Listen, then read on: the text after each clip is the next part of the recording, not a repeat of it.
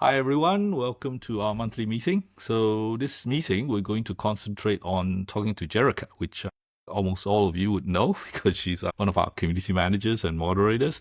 So I've known Jerica for quite a while because I think it was a couple of years ago that we worked together where she was doing some research for lifespan education. So then we got to know each other. Then she did our podcast also.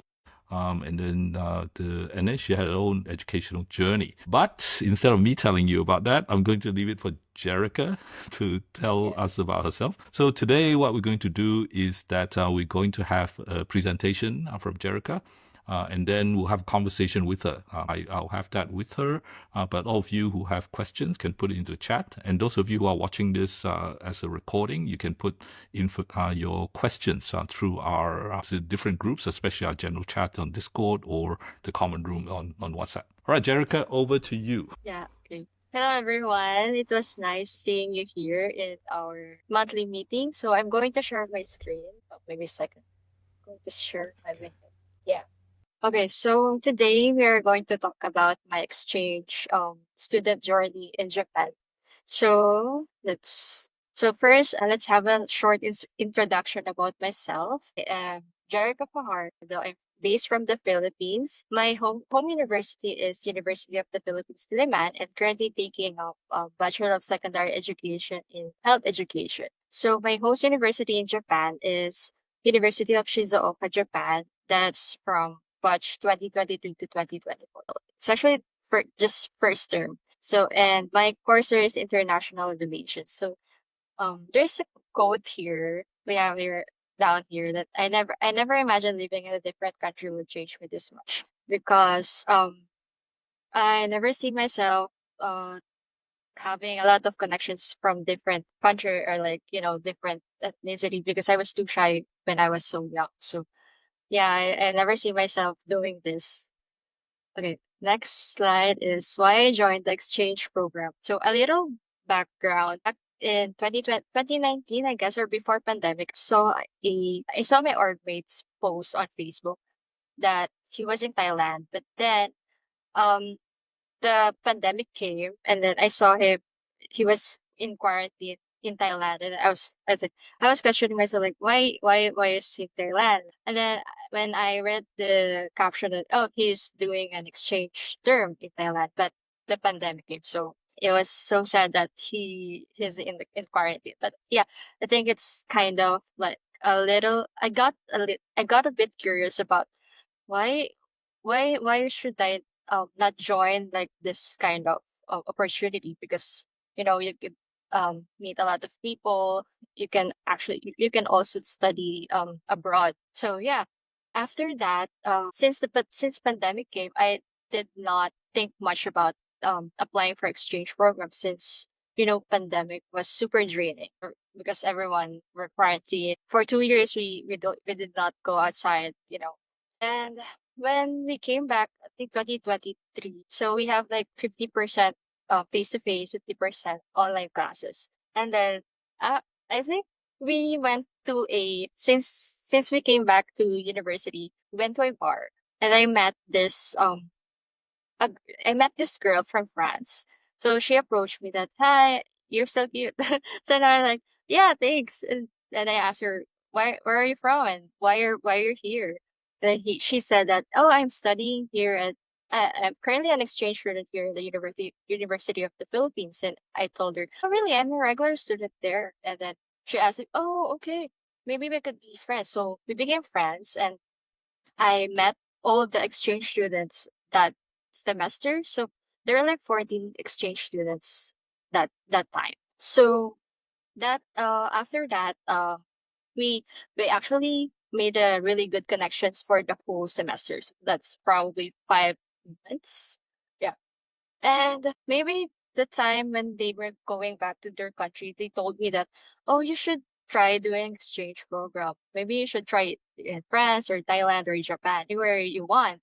And then I told them, maybe I should try. I actually considered doing that, but I was so afraid to myself because I'm not really good in public speaking. I'm not really good in communicating with other people. My English is not so good that much. Like, no, it's really good. It's actually good. Like they're just like telling me that, and then there's like I have this close friend from Thailand who's an exchange student there before. She invited me to her talk. There's an event in our university that oh some of the exchange students will do a talk if in the crowd that oh yeah, I chose this university because yeah, something like that. So I joined that. I watched her talking about her university and why did she join the exchange program. And that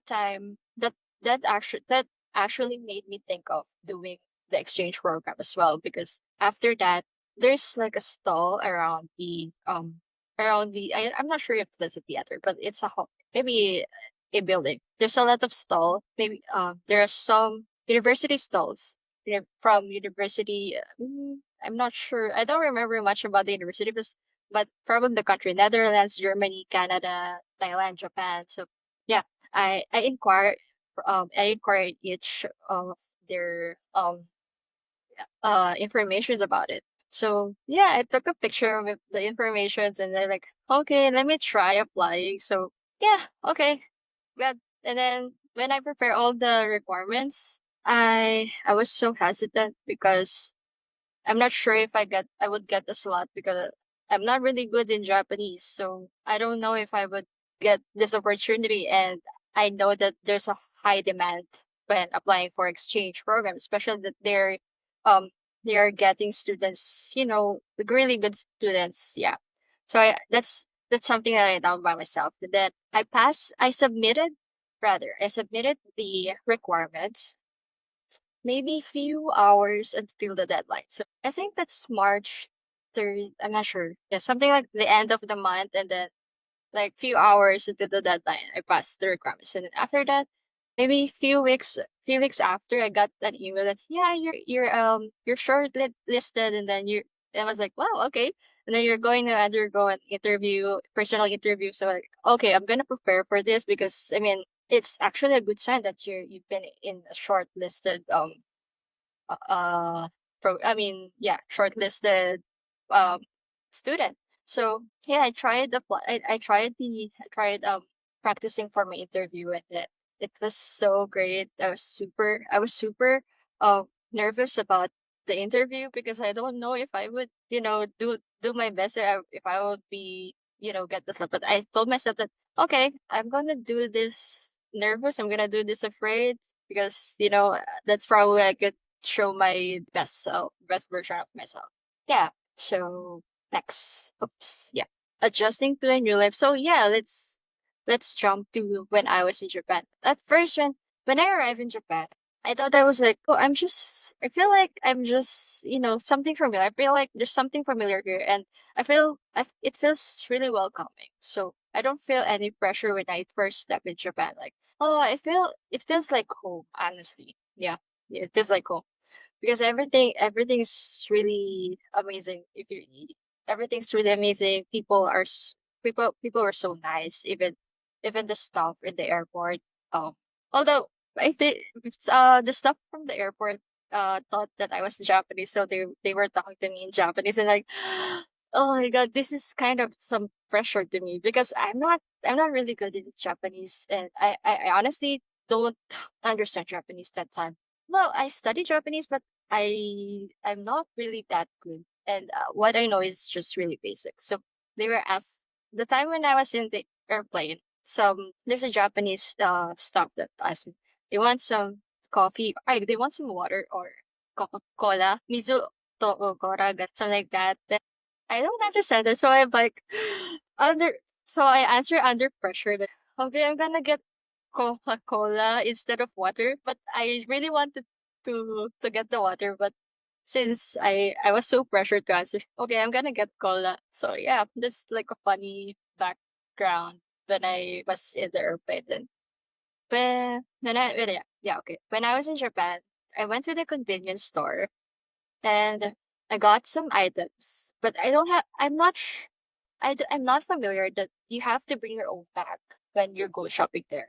Because in the Philippines, I used to like, well, we also use um our bags to go shopping, but what I used to bring is just nothing, just my wallet, and then I get plastic bags from the grocery store. So yeah, going back, when I went to the 7-Eleven, um the staff asked me, "Do you want some plastic or not?" And I was like, "Yes."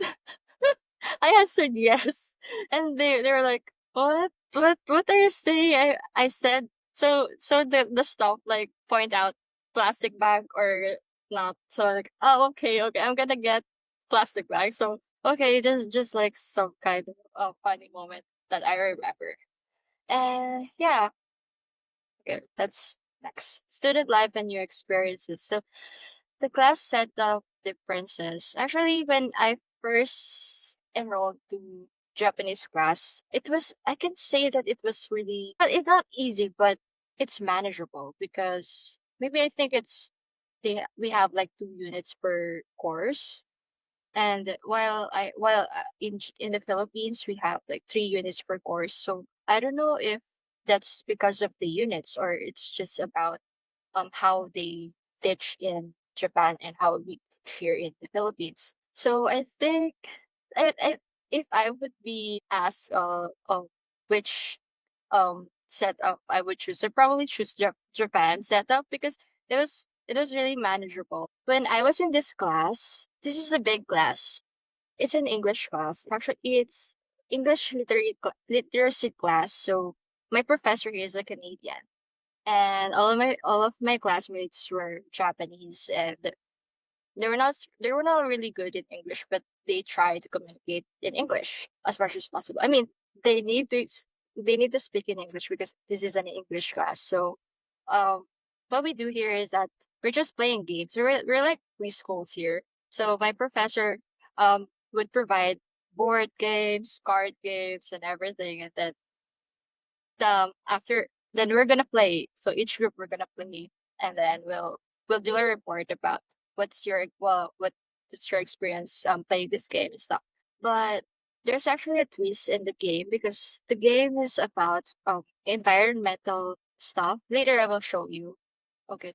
So next one is this one. I went to a museum. I was invited to a museum before to join. I forgot the name of the event, but we were asked to draw some animals, and then we're gonna name it. We're gonna name it, and what something to help to the environment, something like that. So I drew this carabao because I remember the Philippines here. Yeah. Next is this freedom wall, and then this is well, basically this is our project. This is my project. My Me and my group mate, maybe me and my group. Yeah. So this one, let's go first here. Um, so we call this we have 3 cafeterias. One is in under the office of the international office. The other one is up super, maybe it's uphill, and then on top of that there's a mini convenience store, but we call it is Oshoko. So we do we make a like proposal to the owner of that kind of convenience store because we want to we want to have like some healthy snacks or some healthy foods to sell in that convenience store, because when you go there, what you just see is chips, some maybe some cooked foods like cooked meal, is it like ready to eat meals, but some snacks like nuts, not chocolate, eggs, green leaves, something like that. We don't have that much. So we proposed this. So we have this eggs, nuts, seaweed salad, steamed chicken, cut fruit, dried fruits, something like that. So we propose that. And then what we do is we paste this paper on the board, on maybe near the entrance of the convenience store, and we ask the students if you want to have this kind of snack in this convenience store. So you can use this pen to um put a line if you want it. So this is how we gather data that time. I don't know. Maybe the easiest way to do is online, maybe Google Form. But I think this is a great experience as well because this is the first time I did it person like face to face, like physical data gathering, something like that. And this one is Freedom Wall. We we got I actually had an experience here in the Philippines because we're very into freedom wall. So we tried to take inspiration from it and do it in Japan. But since Japan is, I mean, Japanese people are not really good in communicating and open up to, people. We ended up getting like few people right there. So, but when you put that in the Philippines, that freedom wall would be like a lot of messages. Yeah, it's actually a great experience. But since this is not sustainable, I think we have to change another one. Yeah, the super sad. But yeah, it's actually a great experience. So this one is when I actually this is in my Filipino class. Well, I don't have Filipino class, but I teach in Filipino class in Japan. So I'm teaching maybe I'm teaching first year college students. So there are some I don't have photos of them. Or maybe yeah. Anyway, going back. So this is the first time I teach Filipino in a Japanese class, and it was it was a great experience because I actually got an experience practicing teaching in Japan. So and especially I'm teaching in first year college students. However, the challenge here is that they're not really good in English, or I have to adjust my language. Yeah, I have to speak in a really basic language as much as they can understand that. And then this one, yeah, I remember that I told you in my class that my professor just gave us board games and card games. So this is the card game that we have. So we call this recycle battling. So these are the cards 1, 2, 3, 4, 5, 6, and on the back of that there's like an items, so paper waste, box waste, tissue waste, something like that. I forgot the instructions, but as what I remember is that whoever gets a lot whoever collect more cards, like just more cards, you're the one who's going to throw the waste. Something like that. So it's what I remember here is that I told my professor this card game is really annoying because if you're like 1v1 with your classmate, he or she could probably give you all his cards. So the ending is that you're gonna throw everything. So I'm like, oh, but I yeah, I was in that situation. I was 1v1 with my classmate, but I won. So I was so happy that time. I don't remember the instruction that one, but yeah, this one's really fun and it's really good for all ages. And I also get to travel to Osaka, Kyoto, Tokyo, Sapporo. Yeah, Sapporo, uh, some parts of Tokyo as well. I went to Universal Studio Japan and the Osaka Castle. Yeah, it's actually a great experience to go there. Yeah, and what I learned is yeah, budgeting because in the Philippines I'm not really good in budgeting. Like everything I always, buy a lot here. I don't really budget my money, just buy anything I want.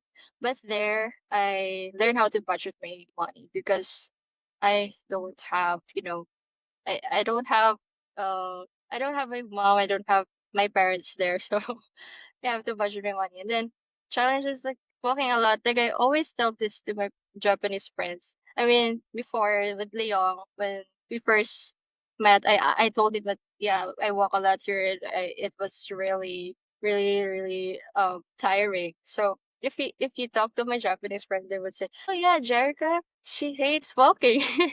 they're like, they, yeah, they know me about like Jerica doesn't like walking so good.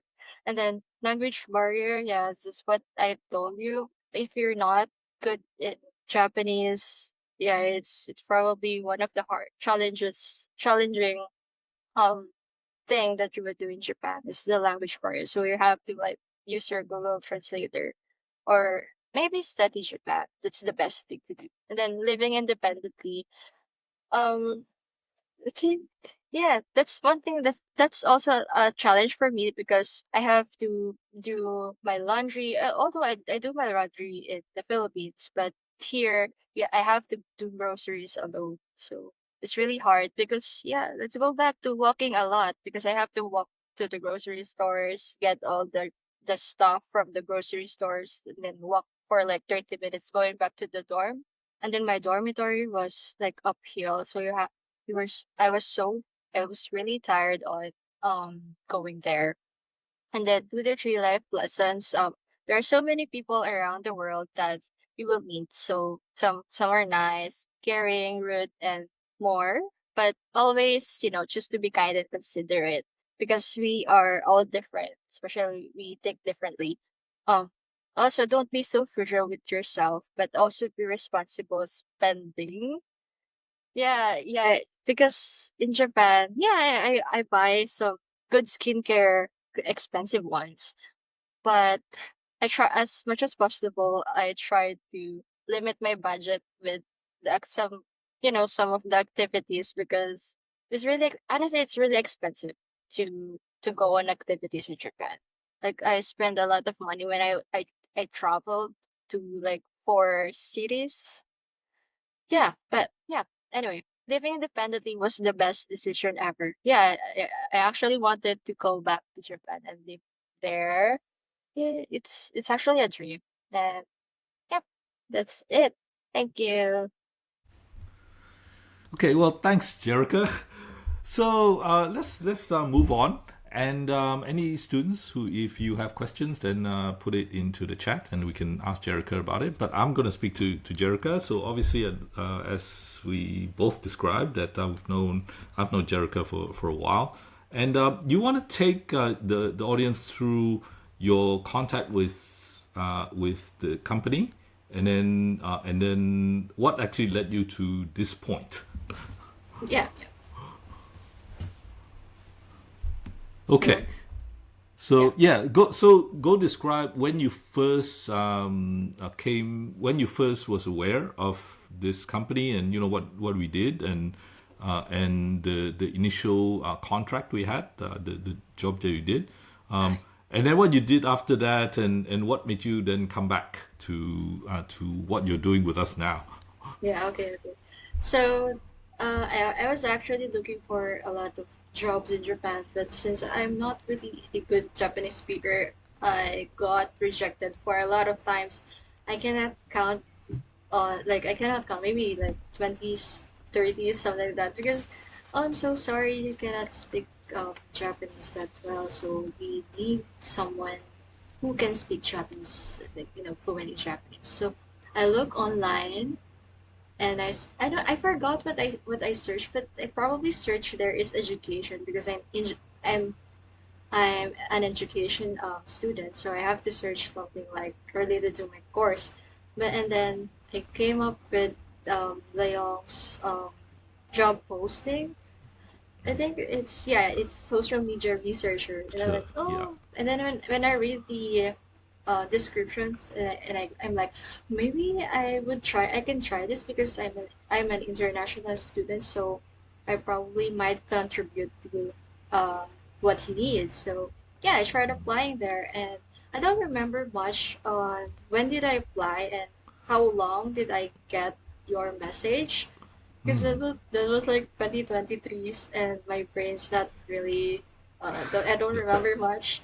So yeah, You were still a student back then, yeah. so I was reaching the doing my end, yeah, exchange. Yeah, I was yeah. doing my exchange program there, and then I was like, wow, I got an email from Leon. Right. I did not expect it because I was going to travel to Osaka that time. That time I was going to Yeah. travel to Osaka that time, and then I got an email from like I got a message from Leon in Upwork, and I Yeah. told him, oh, maybe can we do the meeting after my travel? I'm not sure. Or oh yeah, can I do my like I had a meeting with Leon before my travel actually. So I told him that I'm going to travel, so can I start working after my travel? And then like, and he said, yeah, sure, sure. Anytime you can do your work. And yeah, it was actually a great experience. What I do there is that I'm going to search for um videos or the life of international students abroad and how they do their how they do there and what are their experiences, on how they budget, how they manage their time, and I do the research and everything. So after the contract, I focus on my requirements to finish everything and that. And after that, I go back to the Philippines and I fix everything before. I fix everything for my exchange student papers and stuff. And Yeah. then yeah, I got pregnant that time as well. So I have Yeah. to I'm not in Loa when I came back to the Philippines because my I'm in cross registration for like a year. So I took the opportunity of like 6 months of resting, taking care of myself before I gave birth. And yeah, when I gave birth, that's the time I took Loa. And then after that, I go back to school again, and then it was actually a great experience study going back to school again, while managing motherhood. I don't recommend it, but it was actually challenging, honestly. But for me, I handled it. I managed everything really well, and yeah, after my semester, I told myself that maybe I try looking for a job since my vacation is maybe 3 months. So yeah, I look for a job on Upwork again since I trust Upwork and it's convenient for me and it's easy for me to access everything there and I'm familiar with it. So I tried searching for some stuff, but then the thing is that I also got I got a proposal from other clients, but yeah, I took the opportunity, but it was super hard. The workload, it was super hard. They even told me that don't go to don't quit, something like that. So I said, I can't do this anymore. I'm so sorry because the load is super bad. I mean, I'm a mom and I'm doing like I'm a full time mom and I need to manage my time and everything. So Yeah. I quit the job and then look for a different one. Then I thought of Leong that time, so I went to the messages in Upwork, and then I clicked Leong, and it's actually lifespan education now. So when I clicked that one, so oh, he's actually hiring. So I'm like, okay, I'm gonna take this opportunity to apply. Maybe I would get you know this job. But since I'm not the job description is not my forte, Leon offers something for me, and Yes. this Yeah. one is the community manager. This one Yeah. is really manageable for me now, and I was super thankful for giving me this. Yeah, Yeah. Yeah, so the job that you applied for that got this one, I mean that was actually a specialist role yeah, that, but the thing is, I was actually glad to get the message from you because you've worked before, and I actually know the how you work, and that is so hard to assess when somebody actually applies for a job, that how whether the person is actually going to fit with the way that the company works, or fit with the culture, and then what our expectation is. So having that experience of working before with somebody is quite crucial. And yeah, and these days, if I've worked with somebody, then it's actually it places a lot of weight as to whether I work with that person again. And also, if I am assessing whether somebody is appropriate for a job, their testimonial has a lot of weight on whether it's appropriate. So, but let's actually go back to the beginning. Before you started working, what actually made you choose Upwork? Because that's actually a question for a lot of students. How do I Yeah. find work and part-time work and actually casual work, and why Upwork compared to anywhere else that you tried? Yeah, it was actually I got the Upwork was actually recommended for like from a friend, and then I told him that I don't think Upwork would work because you have to like get connects, or buy connects, or just wait for every month to get 10 connects. So I'm like, I don't want to spend like Yeah. a dollar. I don't think it's a dollar, maybe yeah, a dollar. I'm not sure, or $10 just to buy connects. I'm like, I really need the work, so I don't want to spend money that much. So what I know is just LinkedIn, and he told me that you should try applying in Upwork, or create a an account. Just create an account and then try applying. So I'm like, okay, I'm gonna try it. But since I struggled adding informations, adding IDs as well, because I Yeah. need to get some IDs, and I was in Japan, so I need I need the support system like my mom. I told my mom, can you get me my IDs there, like my tax ID, something like that. And like, okay, so she have to take a photo of it and then send it to me, and then I'm going to put it in Upwork. And after that, I get used to of using Upwork, since it's more I can what I can see is that it's more manageable because they don't um they don't ask for more experience. They don't ask for degrees or some stuff, because in LinkedIn they actually look for degrees and stuff, so, or maybe other um online job Yeah. website. And Upwork is one of the, maybe, yeah, it's actually easy access for me, and maybe for everyone as well, if you're um 18 plus, something like that. Yeah. And yeah, I think that's one thing that I find in Upwork.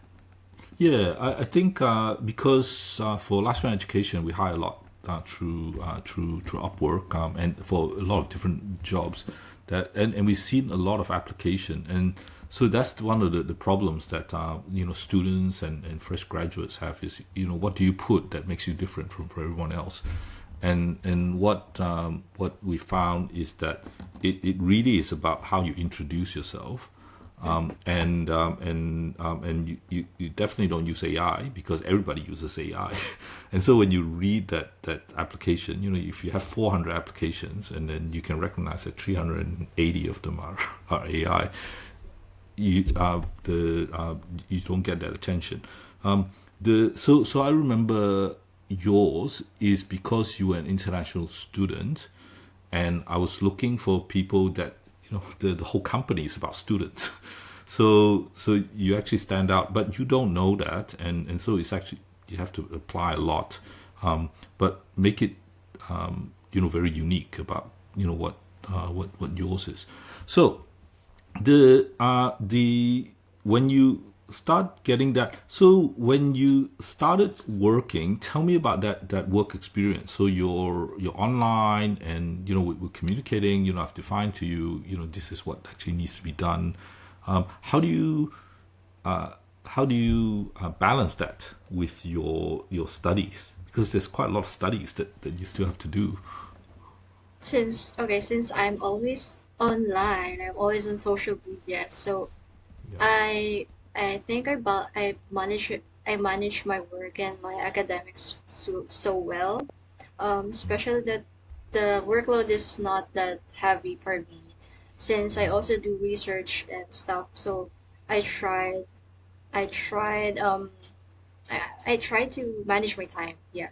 I set the schedule. I use Notion. Like, okay, today I'm going to do the Young's work, something like that. I mean, Yeah. my work, something like that. And then on Wednesday, I'm going to watch more videos. I'm going to search for more videos and stuff like that. Yeah, and that's how I manage my time. So I have to schedule everything, just Yeah. to keep on track with ACADS and then working, since it's my first time doing online job. Yeah. Right. Okay. Yep. Now, so you told us about your student life, but in this work life while you're a student, so first of all, that you have. I mean, Rose was being a part of the company as well, but you were doing actually quite different jobs. The fact that you were working alone, do you like working alone? You know, what's that like compared to when you're a student that you actually see a lot of other students and you're actually part of a community? What's that like working alone? Actually, it's for me, working alone is quite fine for me because that time I wanted to be just alone. Like I don't know when I went to Japan, I just want to be alone. Like okay, so that's why I really enjoy working alone, like independently. But yeah, because even in group works, I don't like groupings, everything. So I'm like, okay, maybe I'll go independent working and something like that. And then I got the opportunity working independently, so that's Yeah. one thing that I was actually so grateful for. Okay. Yeah. So then balancing so then you had your studies, you finished your study. So then family, right? So you have your child and the what's that like as part of a student? Having because the family responsibility then is actually quite high. Yeah, that's also challenging for me because when I got my baby, everything was so unfamiliar. So I have to learn everything. I have to learn to be a mom. Um I have to manage my class while taking care of my child while working as well. So Yeah. I honestly don't know how I manage it. Like, do, Okay. do you have you been in a situation that you're multitasking a lot and then you don't know that you finish everything while multitasking? So something like that. Like I don't even know that I finish my requirements while taking care of my child. Or maybe it's because I search for some because I'm doing breastfeeding, so I search for something that would make that I can rest while doing breastfeeding. So I got like this side lying breastfeeding, so I do that, and then I can also rest, and then my child can sleep as well. And when Yeah. she's asleep, I'm going to like okay, hold on, I'm going to do my work. You can Yeah. sleep there, something like that. So I think that's how I manage everything, like Yeah. even working. Right. Okay. Yeah, while doing all of that, I mean, you're describing something that we hear students tell a lot, which is that so many things are happening that you have to juggle so many things. Yeah. You are somebody that does have positive energy and you does seem to be uplifted. The when you're facing a lot of those challenges, do you do anything specific to keep yourself positive and to move yourself forward? Okay. So, I mean, what I do is I play online games. I don't know, I find it like very uplifting to me. It kept me sane as well, and especially my work now, like community manager. I think that's what I need because ever since I became a mom, I don't talk much with my friends. Yeah, honestly, I don't talk much with my friends. I just go online, scroll on TikTok, YouTube, Facebook, some Instagram reels and stuff. But I don't talk to my friends at all. But then I introduced in this job. I think this is what I really did because finally um, I became super. I mean, I think I'm getting back my self. I'm getting into my what they call miscongeniality. Yeah, because in my university they call me, hey, miscongeniality is here because I talk to everyone. I talk to every time I see international students. I will talk. I'm not that creepy much, but I will. Of course, I'm gonna introduce myself. That yeah, I'm part of these organizations. That if you would like something like that. So Yeah. every time I talk to them, they became comfortable, and that's one thing that I'm really thankful for myself because I can, pull off that vibe, maybe. Yeah. Yeah, yeah. Let's stick to this concept of vibe because that's something really important, not only for lifespan education, actually across online world. Because we was seeking that, and but because online is actually still quite new to the human race, not a lot of people can fix it. Tell me about the for you being online a lot and playing games and scrolling social media. Um, do you what grabs you? What is this the what is this vibe that makes you feel positive compared to other content or creators that is actually makes you feel negative? Yeah. Yeah. Maybe it's because I surround myself with um the people who will support me even with anything that I do. Like Mm, ev- ever since a ever since I became a university student, my support system there were like I cannot they were so good. Like they always validate my feelings, like, oh, it's okay, we got a lot of requirements, so it's really valid that you feel so overwhelmed and drained, because we also feel the same, so you're not alone, something like that. And that's the one thing that I have in myself now.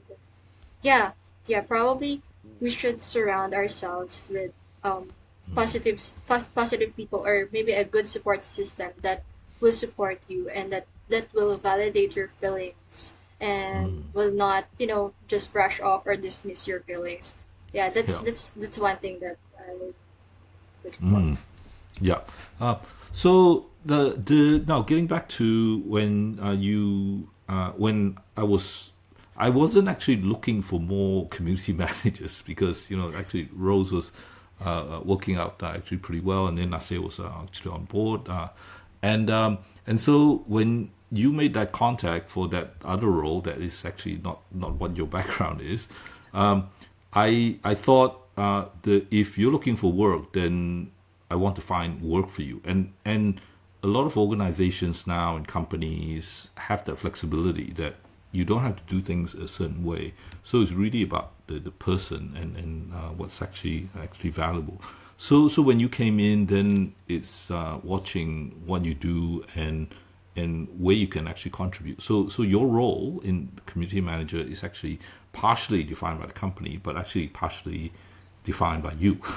And so that's something we tell students about, that you have some self direction, and you have to make a case for how you can contribute, but not to be so pushy that you push your employer to do it, but you also have to show what you can do. So now, I'd like you to tell the students about what you see in the community here. The things compared to other social media or other communities that you've been with. What is it you notice about here? And because I think a lot of students come in and we get this sense that people like it here. But I think if we talk more about what is it that you've noticed about the community here, it might get everybody to think about that, and then actually they tell us as well. So what I So see here is that we have a what we call a safe space. Yeah, that's one thing that I'm actually observing, because everyone here we became comfortable sharing their mental health, their school stuff, without hesitating, sharing those stuff, because they I mean the first time they came in, they first knew it that, oh, this is a safe space, so everyone can drop their thoughts and stuff. And yeah, that's one thing that is that's a positive one, that's a green flag in this community compared to social media, because you can you can post there, but you get a lot of negative feedbacks. But here, um you won't get negative feedback, but you would, you someone will talk to you in a right way, not not just like bombard you with some negative comments, but they manage they manage their communication just to, and they also get into your shoes just to understand what you're going through. Yeah, so that's something that I found in our community. yeah, yep, and you have a lot to that. Your contribution makes that space as well. So it's everybody's job. So the our company we work on the concept of walking alongside each other, which is why you step in and you have a role to define how your environment is as well. So a lot of our conversation is not, and I see a lot of students' conversation is not perfect. It's very, that sometimes it's messy, sometimes people say too much, sometimes people don't say anything. But create that safety is a responsibility for everyone. And we're still working on it. How do you get people to talk more, and how do you get people to talk more relevant? But some people like to talk about fun things. Some people like to, talk more about serious things. And then some of us at different times like to talk about fun things and more serious things. So this will be a journey for a lot of us to continue. Now, tell me then, because you've been to Japan, you actually actively went out to look for cultural exchange. So in our community, obviously, there's a lot of different people with different backgrounds, um, and and tell me about that. That you've already spoken a lot, not only today, but you have a podcast. For those students who haven't heard, go to our look for Student Life Unplugged podcast, and Jerica and her friend Nika is one of the in one of the episodes. Yeah. And listen to them talk about the cultural stuff. That's more than what you spoke about today. But tell me a bit about your what you've seen with people from different cultures, and the way that people communicate. You're also very good because you have a lot of contacts outside of this community with different students. You seem to like culture a lot. Yeah, let's talk a bit about that. What you've seen with international students and culture. Yeah. Somehow I see like we have the same, not the same culture, but somehow related. So in Japan, maybe since there's a lot of Filipinos, so it's really easy to get access with some people there, just talk and stuff like that. But since their culture is really different from us, but somehow related, um, I can say that um, I'm really into culture because I want to understand a lot of people because we think differently, and I want to engage myself to different ethnicity, different culture, since I love learning. Yeah, maybe just that's the word. I love learning, and I love experience. I love going on adventure. So I have to learn their culture first and try to put myself in their culture, so I would know that what would be the experience I when I study or when I learn their culture or when I practice their culture rather. If and then that's how I will compare my culture to them. So I'm like, oh, okay, now I understand why they were all shy or maybe something like that because they cannot speak English, so something like that. So Filipinos are they can they are not shy because they can speak English even if it's not really good, even it's broken English. Yeah, we use there are so many Filipino people speaking broken English, but they try as much as possible because they are they want to connect with other international people. While in Japan, what I see is that yeah, they since they cannot speak in English, maybe yeah, they are shy, but their culture is really fun, and I really adopted it because and I love it. Honestly, I love their culture, especially what I get used to is that when you when you go out and then you have to cross the pedestrian lane, but here in the Philippines they don't care about the pedestrian lane. So I'm like, oh, it's so annoying that when I came back here in the Philippines, like, why everyone like not using pedestrian lane? I'm like, you have to walk there. This like that. So I'm like, Yeah. oh, I want to go back to Japan. So maybe I adopted that culture, and I was so happy that I adopted it, and I Right. want like why not Filipino people do this? I mean, this is like like this should be a general or worldwide culture that you have to walk, we have to cross the pedestrian lane. So yeah, something like that. Yeah, there's a lot of respect for Yeah, rituals and for rules. So, and then that's a really important part yeah. of the Japanese culture. But yeah, but we encourage students, of course, to share their culture because it's actually the easiest thing to start telling about yourself. So, when you join a new community, with some private information, a lot of people would be comfortable with, and we want people to be careful about sharing private information. But sharing your culture is very straightforward. And so yeah, and so our podcasts, most including yours, we talk about language, we talk about our background, celebrations, architecture, food. So I think student talking about that, we get so much. I mean, I get so much just listening to it. So okay, so now with where you are right now, we'll just end today with this last question. So the seeing all the students, right? So you've been with us, for quite a few months now. Looking at that, all the students, what are the main things you notice that you wish to tell most of the students that perhaps you have told in little messages, but if everybody's listening to it, what would you say to them? I always tell them to people who likes adventure or who wants to explore a different thing or just different adventure. So some of them like afraid or they doubt themselves, but what I always tell them that if you're afraid to take an opportunity or try something new, then do it afraid. That's when your best self can show up, when you're aware of your fear, but choose to move. Like yeah, you have to, yeah, you don't have a choice but to move.